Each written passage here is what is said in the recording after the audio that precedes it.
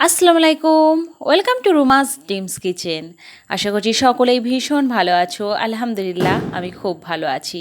সকলকে শুভেচ্ছা অভিনন্দন, অনেক ভালোবাসা নিয়ে শুরু করছি আজকে নতুন রেসিপি।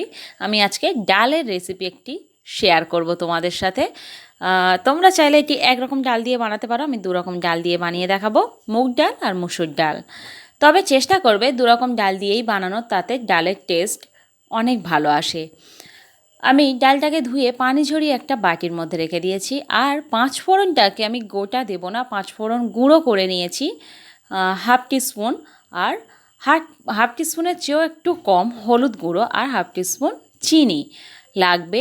কারি পাতা আর রসুন থেঁতো করা আছে 3টে থেকে 4টে কোয়া। আর একটা মাঝারি সাইজের পেঁয়াজ কুচোনো আছে, 2টো কাঁচা লঙ্কা, একটা শুকনো লঙ্কা। আমি ওভেনটাকে অন করে নিচ্ছি।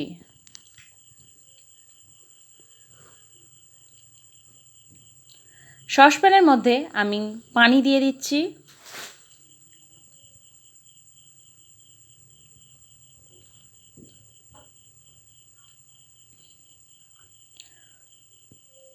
এক বাটি ডালের জন্য আমি এখানে 2 বাটি মতো, মানে 2 কাপ পানি দিয়ে নিয়েছি। আর ডালটা পানির মধ্যে দিয়ে দিলাম, একটু নাড়িয়ে নিচ্ছি ডালটাকে সব জায়গায় ছড়িয়ে দেওয়ার জন্য। এবার একটু ঢাকা দিয়ে দিচ্ছি।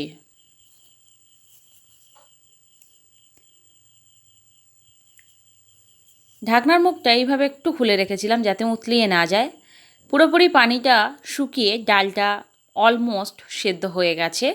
ঠিক এই টাইমে আমি একটা ম্যাশার দিয়ে ডালটাকে ম্যাশ করে নিচ্ছি। যদি তোমাদের কাছে এই রকম ম্যাশার না থাকে, ডাল ঘুটনি যেটা থাকে সেটা দিয়েও করতে পারো, নর্মাল হাতা চামচ দিয়েও ঘুটিয়ে নিতে পারো।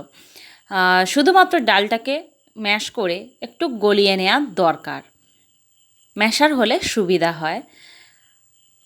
ডালটা ভালোভাবে আমি ম্যাশ করে নিয়েছি।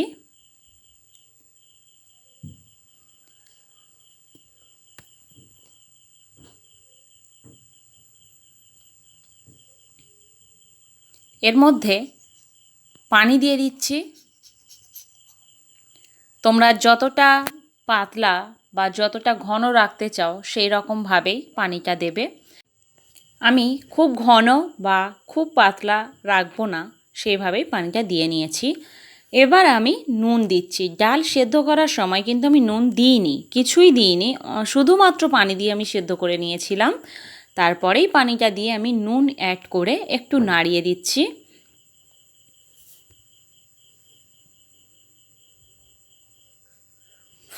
একটু ঢাকা দিয়ে দিচ্ছি ফুটে ওঠার জন্য। আমি এইভাবে একটু ফাঁকা রাখছি যাতে উতলিয়ে না যায়।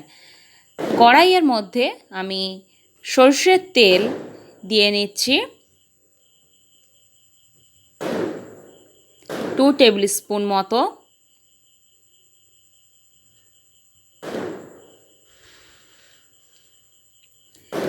এর মধ্যে রসুনটাকে আমি দিয়ে দিচ্ছি।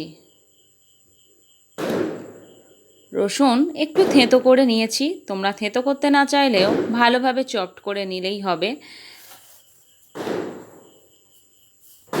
কারি পাতাটা দিয়ে দিচ্ছি। কারি পাতা দেওয়ার সাথে কিন্তু ফোটে, একটু পাতাটা ফেটে ফেটে যায়, তেলটা ছিটকিয়ে আসতে পারে।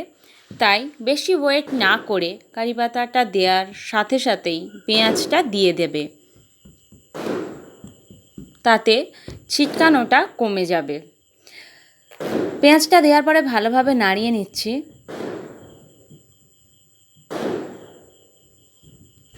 পেঁয়াজটা আমি লাল করে নেব একেবারে। পেঁয়াজ লাল হয়ে গেছে। এই পর্যায়ে পেঁয়াজটাকে একটু সরিয়ে তেলের মধ্যে চিনি, হলুদের গুঁড়ো আর 5 ফোড়ন গুঁড়োটাকে দিয়ে দিলাম, আর লঙ্কাটা আবার ভালোভাবে নাড়িয়ে নিচ্ছি। লঙ্কাটা তোমরা চাইলে এখানে কেটে দিতে পারো, লঙ্কাটা চিড়ে দিতে পারো, আমি গোটা লঙ্কাই ইউজ করছি। এবার ওটাকে আমি ফুটন্ত ডালের মধ্যে ঢেলে দিচ্ছি। এবার ভালোভাবে নাড়িয়ে নিয়েছি। এটাকেও ফোটার জন্য অপেক্ষা করব। একটু ভালোভাবে নাড়িয়ে নিচ্ছি।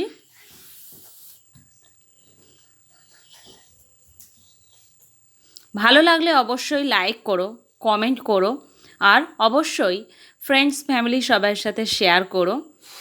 আরও নতুন কোনো রেসিপি জানার থাকলে অবশ্যই কমেন্ট বক্সে জানিও। আর অবশ্যই আবারও বলছি, লাইক করো, ভুলে যেও না, কমেন্ট করো। ডালটা এভাবেই বানিয়ে গরম গরম ভাতের সাথে আলু ভাজা বা চিপসের সাথে খেতে অসাধারণ লাগবে। সবাই ভালো থাকবে। আল্লাহ হাফেজ।